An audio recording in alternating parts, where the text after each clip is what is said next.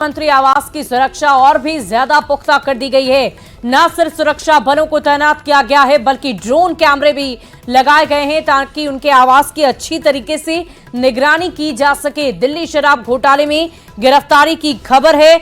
आपको बता दें कि अलग अलग विपक्षी दलों के नेताओं की तरफ से भी बयान सामने आने लगे हैं और इसी बीच सोशल मीडिया प्लेटफॉर्म एक्स पर भी सभी अपनी अपनी बातों को साझा कर रहे हैं। इसी बीच प्रियंका गांधी वाड्रा ने भी ट्वीट किया है। उन्होंने कहा है कि चुनाव के चलते दिल्ली के मुख्यमंत्री श्री अरविंद केजरीवाल को इस तरह टारगेट करना एकदम गलत और असंवैधानिक है। राजनीति का स्तर इस तरह से गिरना न प्रधानमंत्री जी को शोभा देता है और न ही उनके सरकार को। तो इसी बीच विपक्षियों की तरफ से भी अरविंद केजरीवाल की गिरफ्तारी को लेकर जवाब सामने आने लगे हैं और इसी जवाब को लेकर अब आगे भी बयानबाजी होगी। लेकिन उसी बीच आपको बड़ी खबर बता रहे हैं, ईडी मुख्यालय के पास भी सुरक्षा व्यवस्था को बढ़ा दिया गया है, पुख्ता कर लिया गया है और आगे कार्रवाई पूरी होने के बाद औपचारिक तरीके से उन्हें वहां ले जाया जाएगा और उसके बाद मेडिकल टेस्ट की भी जानकारी सामने आ रही है। आपको बता दें कि मुख्यमंत्री की गिरफ्तारी हो या किसी की भी गिरफ्तारी हो, सबसे पहले औपचारिकता के तहत मेडिकल टेस्ट कराया जाता है और कुछ ही देर में उनका भी मेडिकल टेस्ट होना है। इसकी भी खबर आ रही है सामने, बड़ी खबर आपको बता रहे हैं। तो केजरीवाल के घर की सुरक्षा व्यवस्था को बढ़ा दिया गया है। ईडी हेडक्वार्टर को संवेदनशील जोन में रखा गया है और साथ ही साथ दिल्ली पुलिस ने आप दफ्तर की भी सुरक्षा व्यवस्था को और ज्यादा बढ़ा दिया है। तो इस वक्त की बहुत बड़ी खबर आपको बता रहे हैं, दिल्ली में शराब नीति मामले में ईडी ने अरविंद केजरीवाल को गिरफ्तार कर लिया है और इसके बाद उनके घर के पास सुरक्षा व्यवस्था बढ़ा दी गई। आप देख पा रहे होंगे तस्वीरों के माध्यम से भारी संख्या में पुलिस बल की तैनाती की गई है। किसी तरह की कोई अव्यवस्था ना हो, कोई चूक ना हो जाए, इसका खास ख्याल रखा जा रहा है। राखी बिड़लान यहाँ पर है, कुछ कह रही हैं, मैं सुनाने की कोशिश कर रहा हूँ आपको। लेकिन ये अरविंद केजरीवाल जी झुकेंगे नहीं, डरेंगे नहीं, जेल से सरकार चलाएंगे।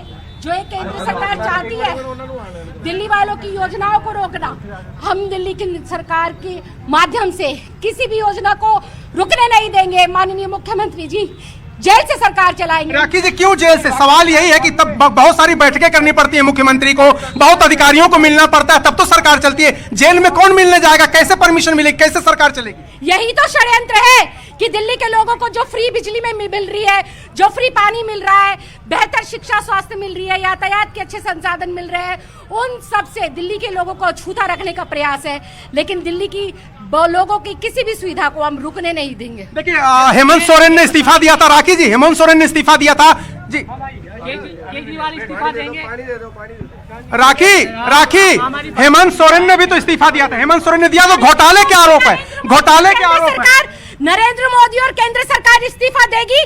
जो अभी इतना बड़ा आजाद भारत का सबसे बड़ा घोटाला इलेक्टोरल बोर्ड का सामने आया है, आपने उनसे सवाल पूछा, आप उनसे सवाल पूछे, नरेंद्र मोदी अपनी तानाशाही को कब खत्म करेगा, कब इस गुंडाराज को खत्म करेगा, कब संवैधानिक संस्थाओं का? आपने देखा किस प्रकार से मुझे बलपूर्वक पैर मुड़ गया मेरा, किस प्रकार से यहाँ पर खींच के लेकर आए हैं।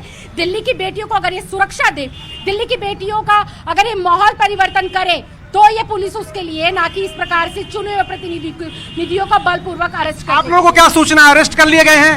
देखिए, इनका तो एकमात्र लक्ष्य था, जब जब मोदी डरता है पुलिस को आगे करता है, और मोदी इस वक्त अगर किसी से डरा हुआ है तो वो है अरविंद केजरीवाल। और वो तो कह रहे हैं कि भ्रष्टाचार के आरोप हैं। देश का सच्चा सिपाही इलेक्टोरल बोर्ड पर पूछे ना, सर्वोच्च न्यायालय बार बार पूछ रहा है, सर्वोच्च न्यायालय का जवाब क्यों नहीं दे रहे? देखिए ये राखी बिड़लान है और कह रहे हैं कि सर्वोच्च न्यायालय में जो जवाब मांग रहा है। हालांकि देखिए ये जो तस्वीरें मैं आपको दिखा रहा हूँ किशोर, ये पिछला गेट है जी जी जी जी।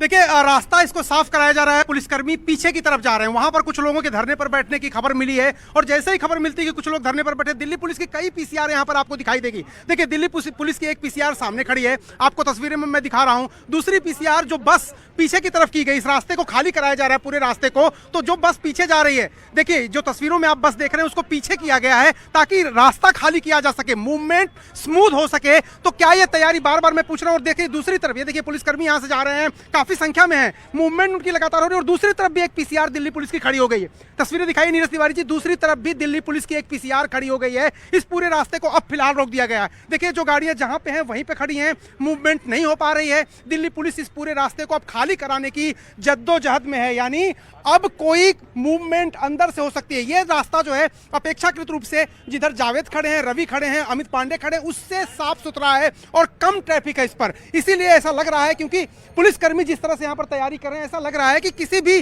परिस्थिति से निपटने के लिए वो तैयारी करें। और दूसरी बात, एक सेफ पैसेज हमेशा तैयार रखती है, एक अल्टरनेटिव रूट हमेशा पुलिस तैयार रखती है। तो सामने के गेट से अगर पुलिसकर्मी नहीं ले जा पाएंगे तो ये जो गेट है वो ये है, या हो सकता है इसको ज्यादा सुरक्षित माने तो इस गेट को देखिए, एक पुलिसकर्मी